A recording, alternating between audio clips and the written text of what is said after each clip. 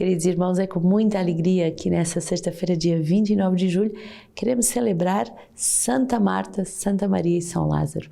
A alegria de celebrar uma família, toda ela visitada pela graça de Deus, e perceber o quanto a visita de Deus vem mudar a vida das famílias. Por isso, insistimos a tempo e a contratempo com esse exercício simples que toda a família pode viver e que vai transformar a vida da família, que é a Lectio Divina.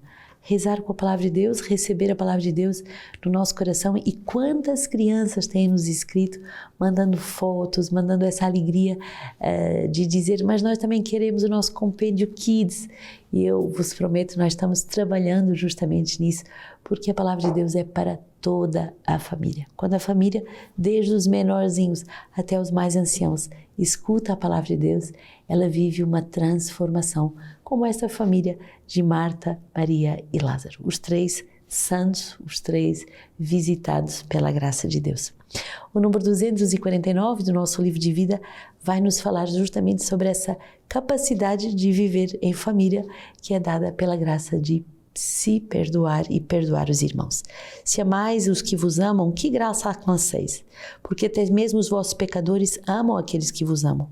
Em comunidade, não fomos nós que nos escolhemos. Justamente por isso é que podemos verificar a nossa qualidade de caridade desinteressada para com todos os nossos irmãos e irmãs, particularmente no trabalho e no serviço.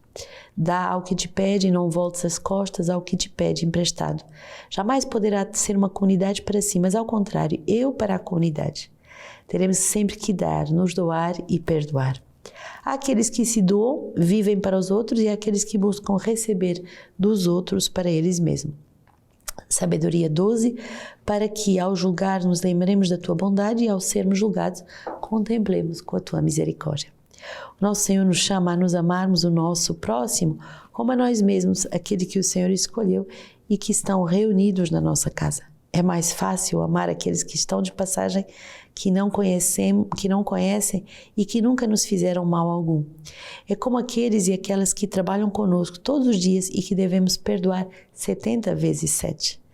Constatamos então essa necessidade de perdão e de indulgência em relação aos nossos irmãos e irmãs em certos momentos mais particulares.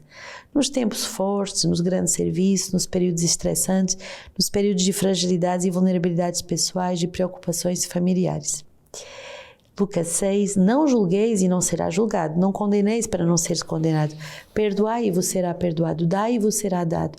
Será derramado no vosso regaço uma boa medida, calcada, sacudida, transbordante, pois com a medida com que medides sereis medidos também.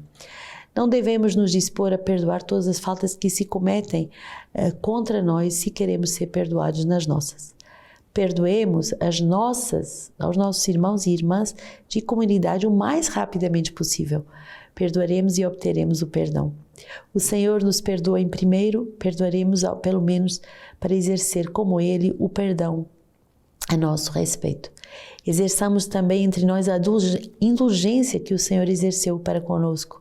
Ele não reteve as nossas faltas nem nos fechou nelas. Recusar perdoar ou retardar perdoar os nossos irmãos e irmãs equivale a fechá-los em seus pecados.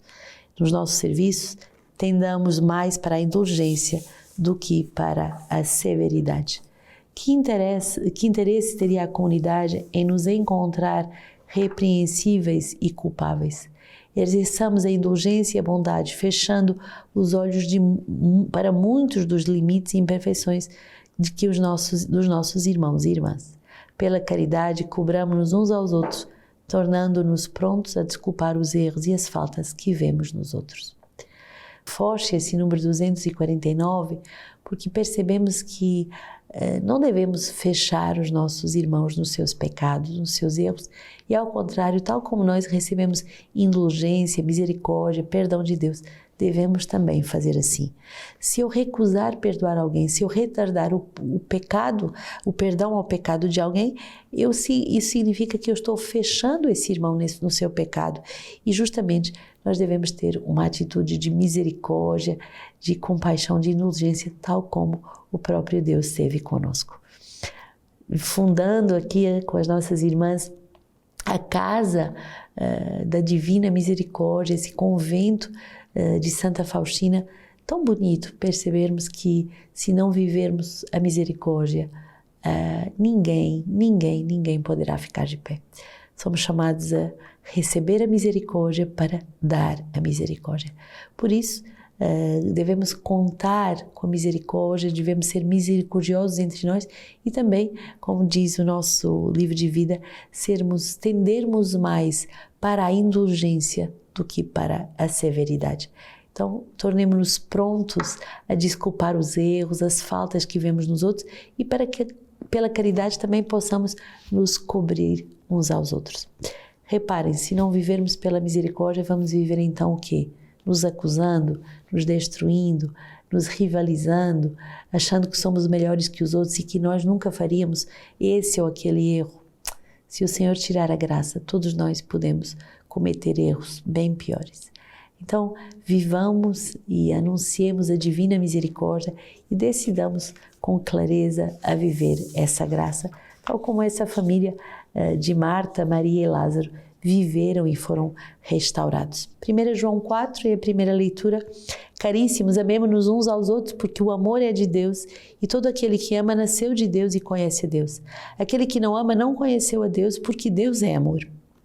Nisto se manifestou o amor de Deus por nós. Deus nos enviou o seu Filho único ao mundo para que vivamos por ele.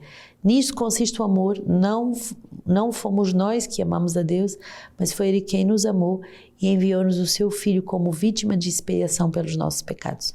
Caríssimos, se Deus assim nos amou, devemos também nós amarmos uns aos outros. Ninguém jamais contemplou a Deus, e se não nos amarmos uns aos outros, Deus permanece em nós e o seu amor em nós é levado à perfeição. Nisto, reconhecemos que permanecemos nele e ele em nós. Ele nos deu o seu Espírito e nós contemplamos e testemunhamos que o Pai enviou o seu Filho como Salvador do mundo. Aquele que confessar que Jesus é o Filho de Deus, Deus permanece nele e ele em Deus. E nós temos reconhecido o amor de Deus por nós e nele acreditamos. Deus é amor. Aquele que permanece no amor, permanece em Deus e Deus permanece nele. Bonito esse chamado a vivermos a misericórdia, o amor e a permanecermos nesse amor. Tal como fomos amados, devemos amar, tal como fomos revestidos da misericórdia do Pai, devemos também revestir os irmãos e permanecer nessa graça da misericórdia, do amor que vai até o fim da doação, até o fim da fé, até o fim da esperança pelo outro irmão. Então, devemos justamente amarmos-nos uns aos outros. E é uma arte o amor, é um desejo de verdadeiramente recomeçar todos os dias, de não reter as faltas, de todos os dias recomeçarmos nessa decisão de permanecermos no amor uns pelos outros. O que é que consiste o amor? Não fomos nós que amamos a Deus, mas fomos por Ele amados em primeiro. E por isso, tendo sido amados, podemos só retribuir amor com amor. Salmo 33, vou bendizer ao Senhor todo o tempo, seu louvor estará sempre em meus lábios. Eu me glorio no Senhor, que os pobres ouçam e fiquem alegres. Engrandecerei ao Senhor comigo, juntos exaltemos o seu nome. Procurei ao Senhor e Ele me atendeu, e de todos os temores todos me livrou. Contemplai-o e estareis radiantes, vosso rosto não ficará envergonhado. Este pobre gritou e o Senhor ouviu, salvando de todas as suas angústias. O anjo do Senhor acampa ao redor dos que o temem e os liberta. Provai e vede como o Senhor é bom, feliz o homem que nele se abriga. Temei ao Senhor, vós, santos seus, pois nada faltará a quem o teme. Os leãozinhos passam necessidade e fome, pois nenhum bem falta aos que procuram ao Senhor. Quando vivemos e permanecemos no amor, fazemos a experiência que nenhum bem falta aos que procuram seu amor. Isto é, que vivemos de amor, que vivemos do Pai, que vivemos dessa presença amorosa de Deus nas nossas vidas e que essa presença é capaz de plenificar o nosso coração. Ao contrário, se tirarmos o essencial, que é o amor, vamos ver que nada nessa terra nos sacia. Podemos ser ricos de tudo que essa terra nos oferece, mas há um vazio existencial cruel. João 11 é o evangelho de hoje. Muitos judeus tinham vindo até Marta e Maria para as consolar da perda do irmão. Mas quando Marta soube que Jesus chegara, saiu ao seu encontro. Maria, porém, continuava sentada em casa do Senhor. Então disse Marta a Jesus: Senhor, se eu estivesse aqui, meu irmão não teria morrido. Mas ainda agora sei que tudo o que lhe pedires a Deus, Ele te concederá. Disse-lhe Jesus: Teu irmão ressuscitará. Sei, disse Marta, e ele ressuscitará na ressurreição, no último dia. Disse-lhe Jesus: Eu sou a ressurreição, quem crê em mim, ainda que morra, viverá. E quem vive e crê em mim, jamais morrerá. Crês nisso? Disse ela, sim, Senhor, eu creio que és tu, o Cristo, o Filho de Deus que veio ao mundo. Jamais morrer por causa da presença de Jesus. Mesmo se morrermos, vivemos numa plenitude de vida. E foi isso que a experiência dessa família que sofria com o luto de Lázaro fez. Duas irmãs unidas no amor, unidas na intercessão, unidas nesse grito: Senhor, se tivesse aqui, o meu irmão não teria morrido. Fizeram a experiência da ressurreição. O Senhor ressuscitou Lázaro, o Senhor ressuscitou esta família de Betânia, o Senhor fez essa obra maravilhosa de pôr todos eles, Marta, Maria e Lázaro, na experiência do amor. Maria, aquela que estava aos pés do Senhor, Marta, aquela que se agitava, mas que depois entendeu que precisava de permanecer no amor para poder bem servir ao Senhor, e Lázaro, que morreu no seu pecado, mas que por obediência à palavra do Senhor ressuscita para a intimidade com Ele. É bonito vermos que logo a seguir a esse recito, os três irmãos vão estar sentados à mesa com o Senhor. Quer dizer, cada um, quando é visitado pela graça de Deus, encontra o seu lugar no banquete, encontra o seu lugar na presença de Deus. Três irmãos, três amigos, três que revelam também como uma pequena trindade, três que representam essa trindade daqueles que se reúnem à volta do Senhor e justamente vão ser esses que vão viver para glorificar Deus. Lázaro é conhecido então como amigo de Cristo e ele é aquele que traz essas marcas de ter sido ressuscitado pelo próprio Senhor.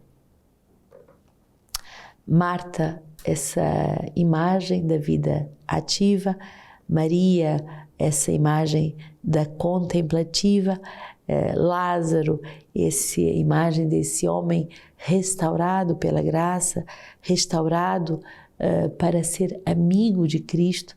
Toda esta família contemplativa, missionária e amiga de Cristo deve justamente se tornar aquele que Deus quer fazer uma grande graça. E justamente no dia 2 de fevereiro de 2021, o Papa promulga esse decreto para instituir a celebração dos três irmãos como santos, Marta, Maria e Lázaro, e de verdade esse decreto vai